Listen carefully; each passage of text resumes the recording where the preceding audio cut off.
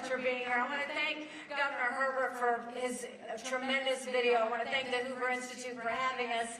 I want to thank the Lieutenant Governor for her leadership and her willingness to be supportive.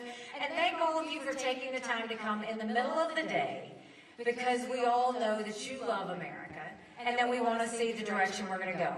So I'm going to talk a little bit about policy and where I think we need to go from a policy perspective.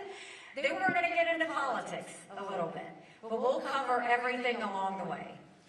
You know, if you look at where we are in our country right now, it's tough to see where we are, and you don't have to turn on the news to see it.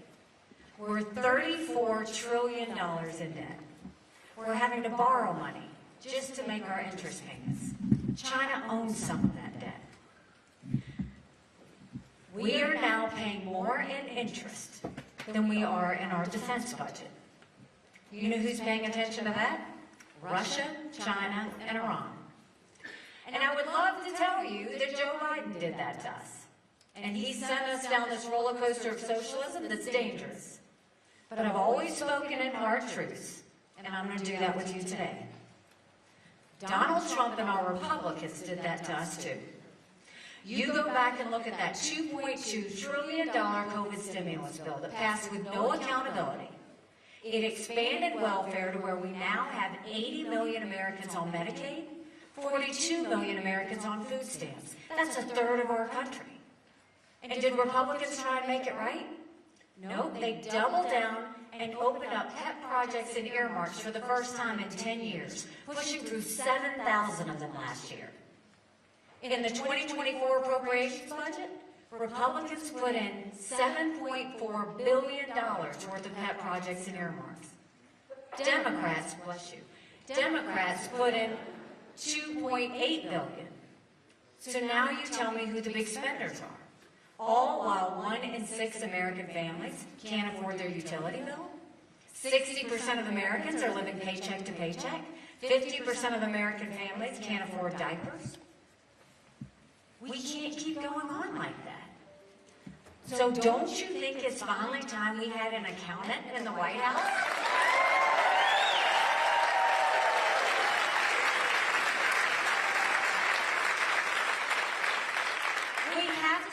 To being the party of fiscal discipline. And the way we do that is we start by clawing back the $100 billion of unspent COVID dollars that are still sitting out there.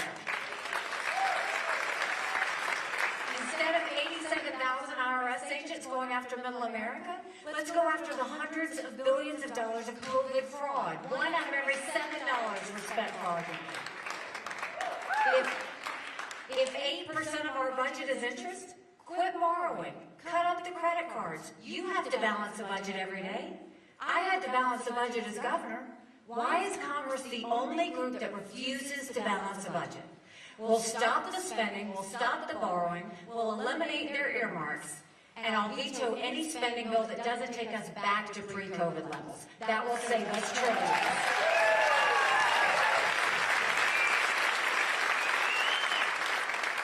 And then we'll take as many federal programs as we can and we'll send them down to the state level. That way we'll reduce the size of the federal government. That way we reduce the size of the federal government, but we empower people on the ground.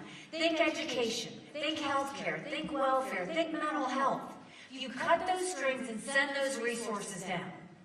Then it's more customized to the state that it's in, and you don't have Washington bureaucrats making those decisions. And then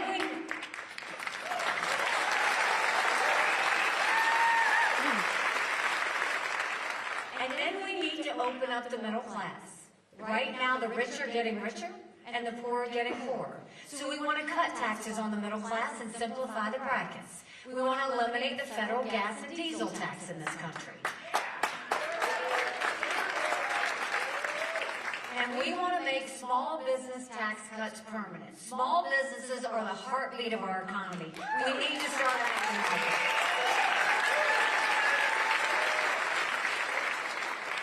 And speaking of Congress, Congress has one job, just one job, to make sure that they put a budget out on time.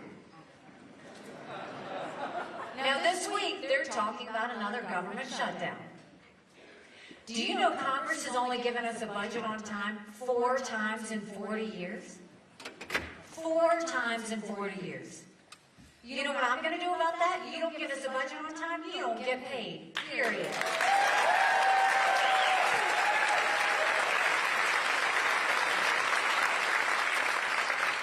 Don't you think it's finally time we had term limits in Washington, D.C.?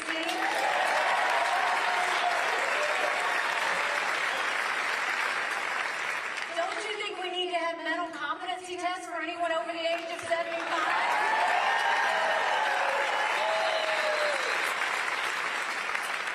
Now let me be clear when I say that. I'm not being disrespectful when I say that. We all know, bless you, we all know people who are over 75 that can run circles around us. And then we know Joe Biden. Congress has become the most privileged nursing home in the country. This is nothing to play with. These are people making decisions on the future of our economy. These are people making decisions on our national security. We need to know they're at the top of their game. And then let's talk about what's happening at the border. I can't believe this is the United States of America. 9 million illegal immigrants have come across that border. We had more fentanyl cross the border last year that would kill every single American. Number 1 cause of death for adults 18 to 45? Fentanyl. And don't think for a second China doesn't know what they're doing when they send it over. Now, when I was governor of South Carolina, we passed the toughest illegal immigration law in the country. President Obama sued us over it, and we won.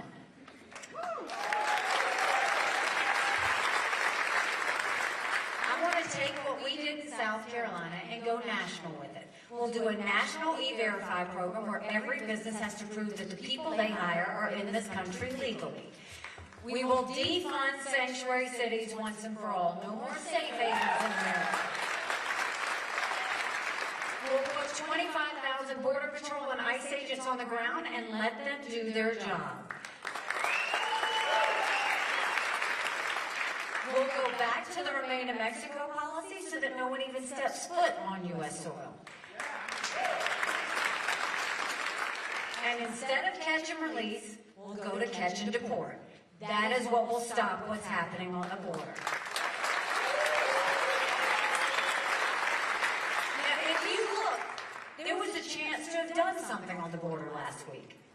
Congress had a bill that would deal with the border. Now, the good part about that bill was it strengthened asylum laws. We need to strengthen asylum laws. 3 million illegal immigrants came in under the Trump administration because our asylum laws weren't strong enough.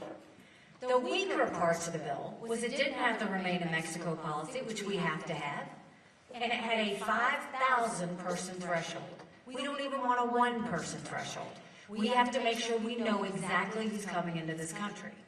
But what went wrong is Congress should have gotten in a room and not finished until they could pass a strong border bill.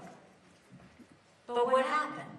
Donald Trump went and told them, don't pass anything until after November because it would hurt him in the election.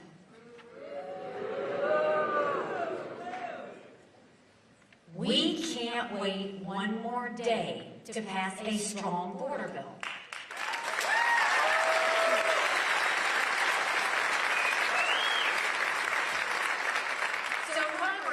Left and went on vacation for a week. And what they should have done, and what should happen, is Congress needs to get in a room and figure it out, and Trump needs to stay out of it, period. That's what we need to do in this world.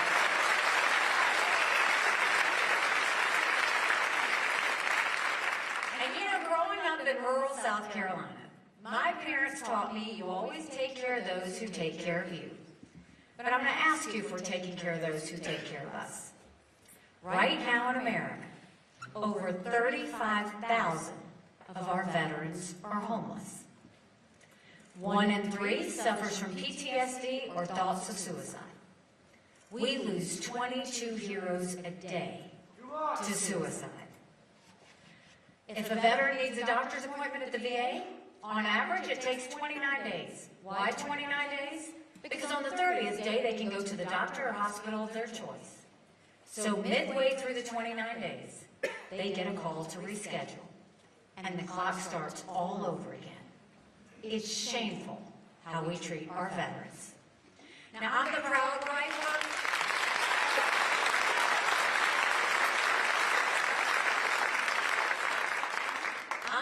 wife of a combat veteran who served in Afghanistan.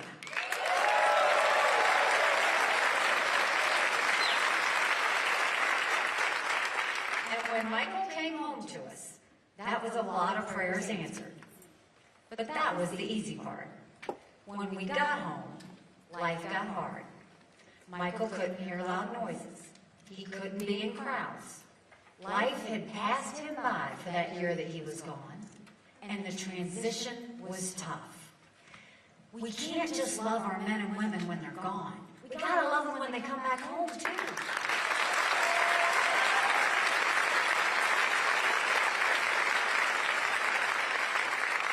We need to do more than just the 2-week transition. We need to take care of them for the long haul. That's why we need telehealth, so we can give them the mental health care they need right when they need it.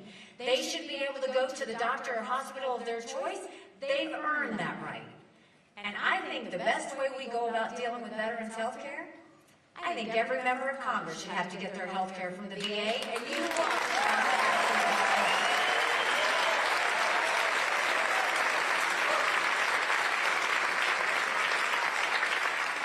It'll be the best health care you've ever seen, guaranteed, I promise. And speaking of military, let's talk about national security. The world is on fire, literally. You've got a war in Europe, you've got a war in the Middle East, you've got North Korea testing intercontinental ballistic missiles capable of hitting the U.S. You've got China doing cyber attacks on our infrastructure.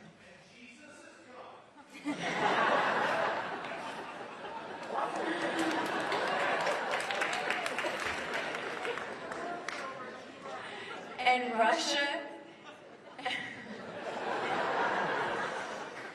Russia's doing blinding satellites that will keep us from seeing anything that's coming or any cyber attacks that they do to us.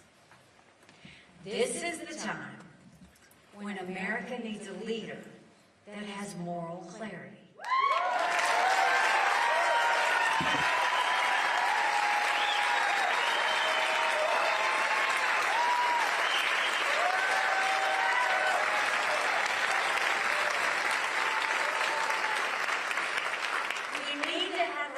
That knows the difference between good and bad, and right and wrong.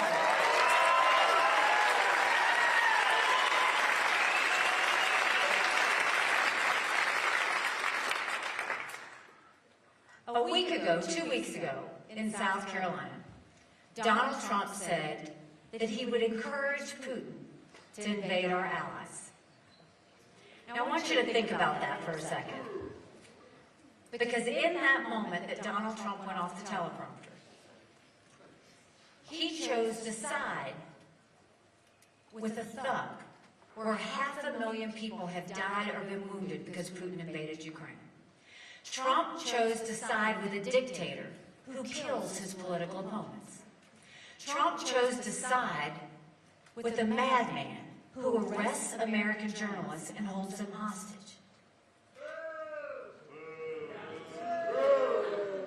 Trump decided to side with Putin, who's made no bones about the fact that he wants to destroy America. And he wants to side with him over the allies that stood with us after 9/11? In that one moment of going off the teleprompter, he made our allies more vulnerable, he emboldened Putin, and he put our military members who were serving in those areas in danger. We need a president that knows that America can never be so arrogant to think we don't need friends.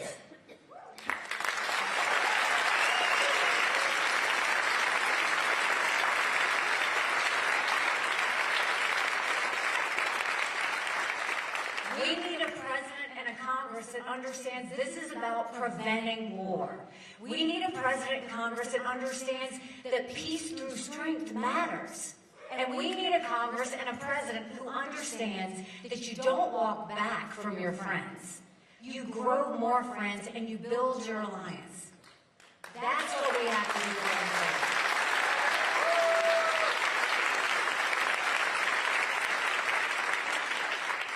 So we know what we need to do to get our national security on track. We know what we need to do from a domestic policy standpoint. Now what are you going to do at caucus? That's where the political comes in. Because the decision is, do you want more of the same, or do you want to go in a new direction?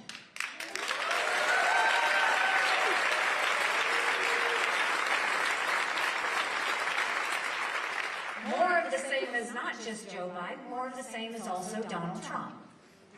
And if your fellow Americans have made it very clear, 70% of Americans don't want Joe Biden or Donald Trump in this presidential election.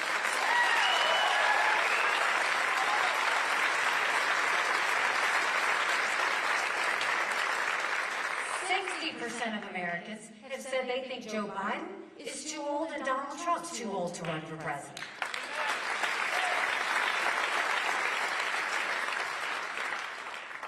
But also look at everything else we're dealing with. When you look at just this past year, it's been a year since I announced I was running for president.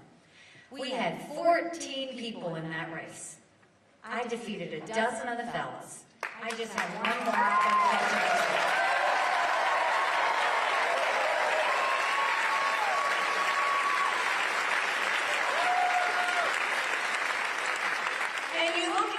They said we'd never make it to Iowa. We came within 1% of second place. And then they said we were down 35 points in the polls in New Hampshire, and we came in at 43%. And what happened the night of election night? If any of you saw it, Donald Trump was unhinged. All he did was talk about revenge and my dress. The next day, he goes and says, anybody that supports her is barred permanently from MAGA.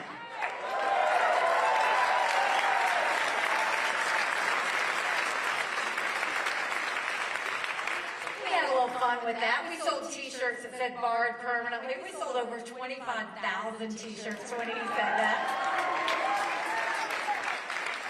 But think about what that said. If you're running for president of the United States, your job is to bring people in, not push people out of your club.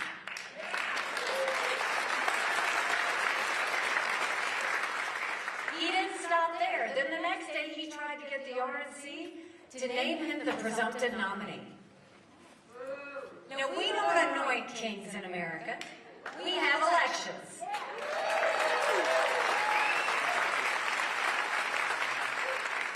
That backfired. He had to backtrack on that. Then he had a couple of judgments come down against him, and he talked about being a victim. What bothers me about all of that is whether it was the night of New Hampshire, whether it's after these court cases, at no point is he talking about the American people. He's only talking about himself. He didn't talk about the fact that we're $34 trillion in debt. He didn't talk about the fact that only 31% of 8th graders in our country are proficient in reading. He didn't talk about the fact that we have a completely open border. He didn't talk about the fact that there's total lawlessness in our cities. He didn't talk about the wars around the world. All he did was talk about himself. And that's what the problem is, because this isn't about him. It's about the American people.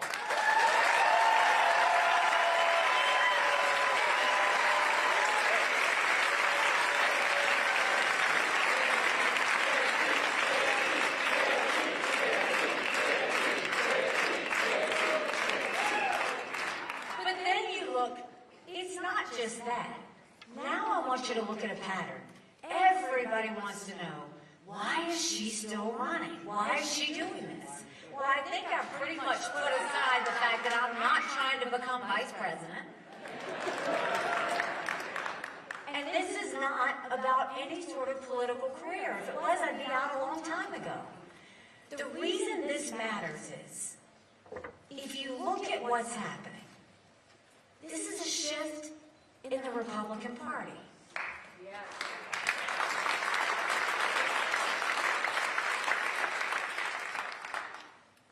The Republican Party used to be the party of fiscal responsibility.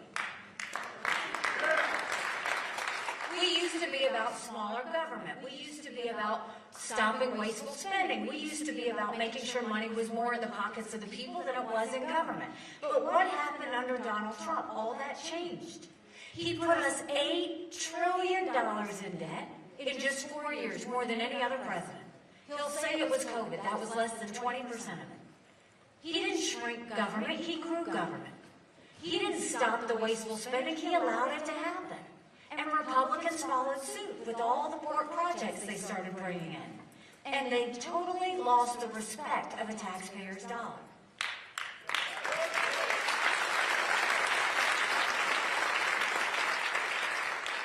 Then they go and they're leaving the national security model of peace through strength. Now all they're doing is talking about how America needs to just take care of herself. That we need to not worry about any of our friends, that we don't owe them anything, that we don't need any sort of alliance. That's dangerous, but that's another shift. And then look at where that's getting us. Now you look at the Republican Party itself. I was in Michigan. Michigan was a bright spot in 2012. I was there. They were celebrating. Their governor was doing amazing work. They had passed a right-to-work bill. They were winning seats up and down the ticket. Everything was going great. Since Donald Trump became president in 2016, they lost the governor's mansion. They lost the state house. They lost the state senate. Then I went to Minnesota. Same thing. Since 2016, they got the whole trifecta. They lost it all. Then I went to Colorado. Colorado hasn't had a Republican that's gotten more than 45% statewide since Donald Trump became president. Around the country, we aren't winning. We're losing. Donald Trump lost it for us in 2018. He lost it for us in 2020. He lost it for us in 2022. But look at a couple weeks ago. Republicans lost the vote on Israel. They lost the vote on the border. The RNC chair lost her job. And he had his fingerprints in all of that. At some point, if Republicans really want to get this back on track, we've got to acknowledge that maybe it's him. Maybe Donald Trump is the reason we can't do it.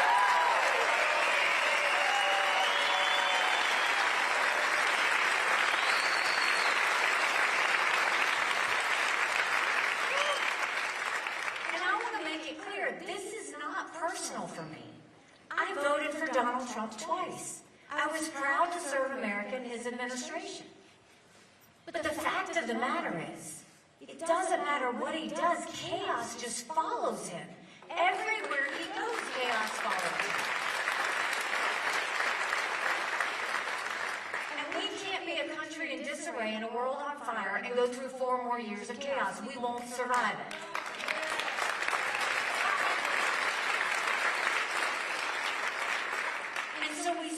Shift in the Republican Party, but now look at what's happening to the RNC.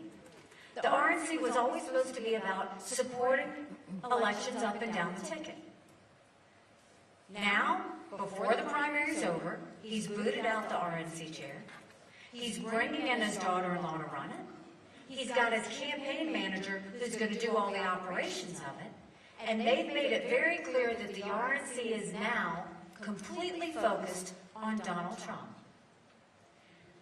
Knowing that he spent $60 million of campaign contributions on his own personal court cases. And now you're going to see the RNC become his legal slush fund.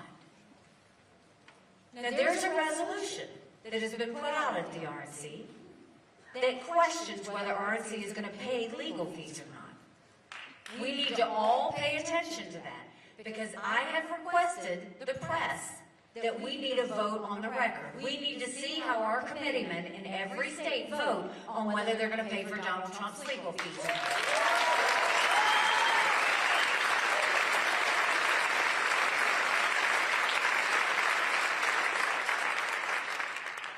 So now you have a party that doesn't care about fiscal responsibility, doesn't believe in peace through strength, doesn't worry about winning seats up and down the ballot, is just become a Republican Party about one man.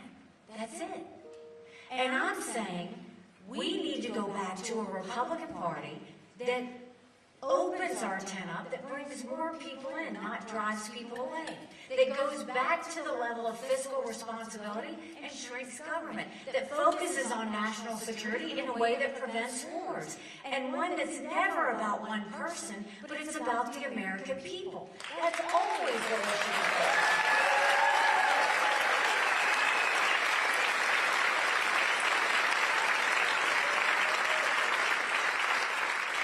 You know, 9 months ago, I dropped my husband off at 4 a.m.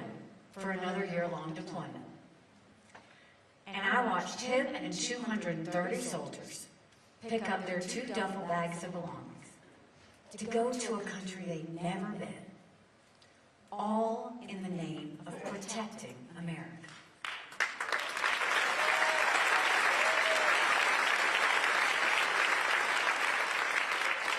They're willing to sacrifice their lives and their families because they still believe in this amazing experiment that is America.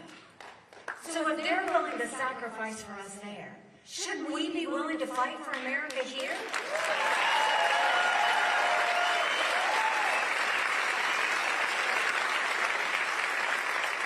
Because we have a country to save.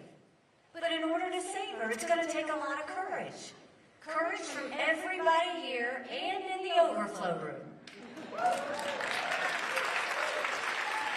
Courage for me to run, and courage for every one of you to know. Don't complain what happens in a general election if you don't play in this caucus. It matters.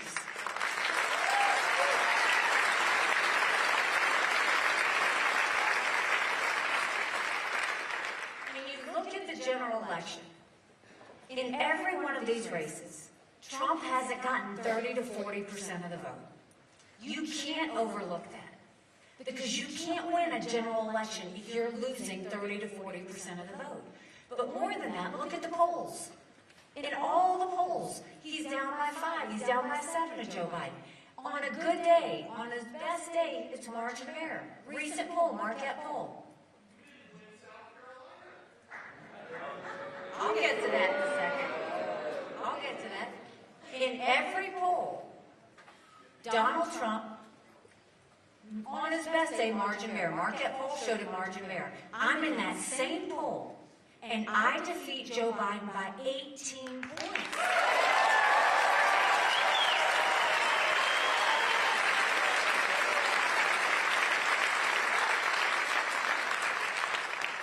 You win by 18 points. That's bigger than the presidency. That's House, that's Senate, that's governorships, that's school boards.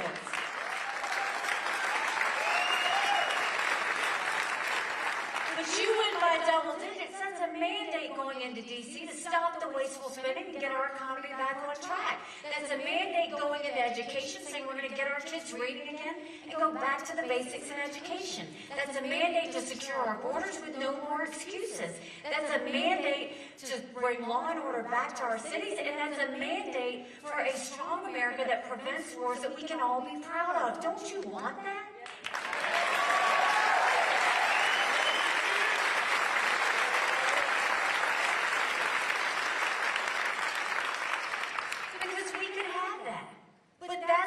Primary is all about. And for the rude gentleman that decided to yell out. This is why we have to look at this, because, look, we had this decision to make. And the reason I'm doing this is not about what I care about happens to me. I'm doing this for my kids. I'm doing this for your kids and your grandkids.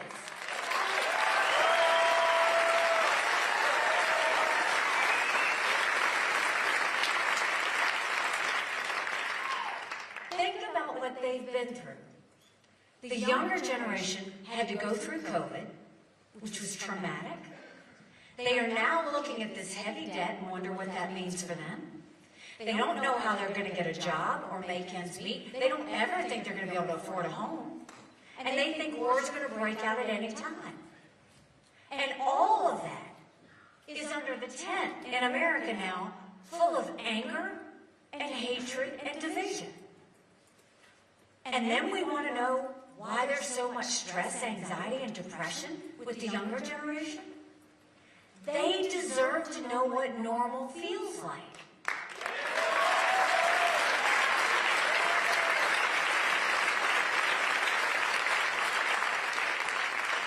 It's not normal for Joe Biden to go and have millions of illegal immigrants come across the border and nobody stop them. It's not normal for Joe Biden to care more about gender pronouns than he does if the kids can read them or not. It's not normal for Joe Biden to have these wars around the world. But it's also not normal for Donald Trump to be siding with a dictator over our allies. It's not normal for Donald Trump to spend millions of dollars on court cases, on contributions on his personal court cases. It's not normal for Donald Trump to call the supporters of his opponents and say that they're barred permanently from his club.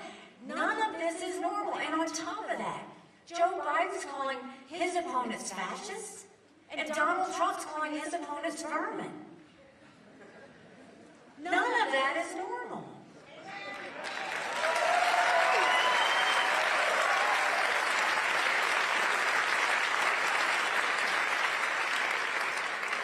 I want to get us back to a country where it's about faith and family and freedom.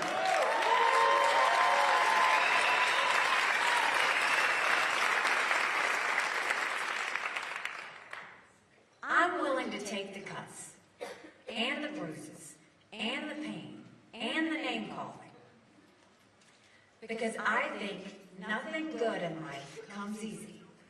But I also think sometimes you have to go through the pain to get to the blessing.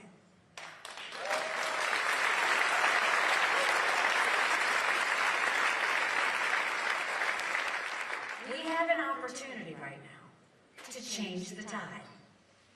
I just gave you the difference between where our country is and where our country could go. We are in a ship with a hole in it. That hole is Donald Trump.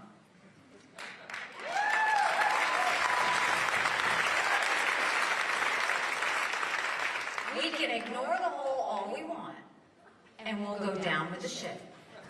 Or we can go and see this for what it is, and understand if we go in a new direction, that we can save ourselves. And that's where this all comes down, is we have to know that we can be part of the solution. We have to know that America is better than what we have right now. We have to know that we have to be part of how that's going to happen. We will have a female president of the United States.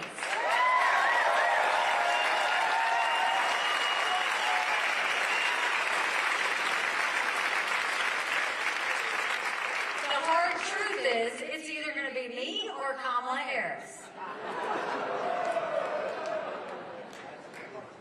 If Donald Trump is the nominee, we will lose.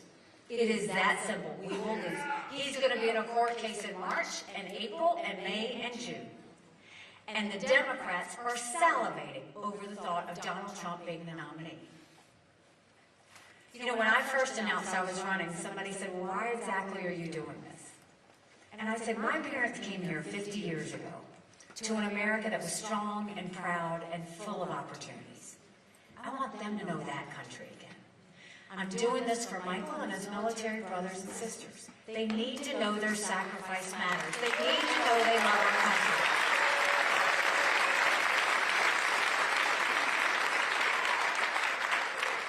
I'm doing this for my daughter who just got married, and I saw how hard it was for her and her husband to buy a home. The average home buyer in America now is 49 years old. The American dream is leaving them. And I'm doing this for my son, who's a senior in college, And I'm tired of watching him write papers of things he doesn't believe in just to get an A. That's not us. That's not America.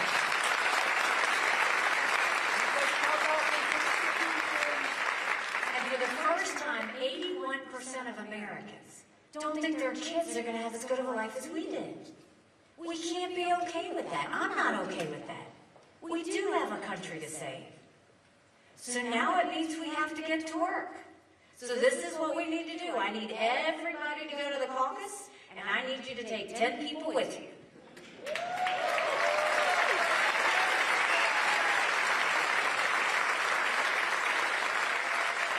I need you to take a yard sign, and if you can't put a yard sign in your yard, put it in the back of your car. And I need you to know, we can do this, but we have to have faith. We have to have the will to be part of the solution. And this is a chance where Utah can show the country the direction that we want to go.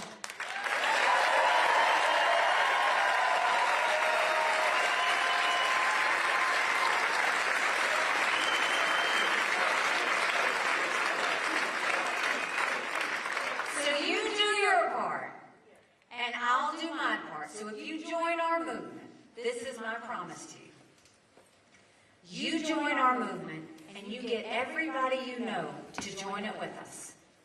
And I promise you, our best days are yet to come. Thank you very much.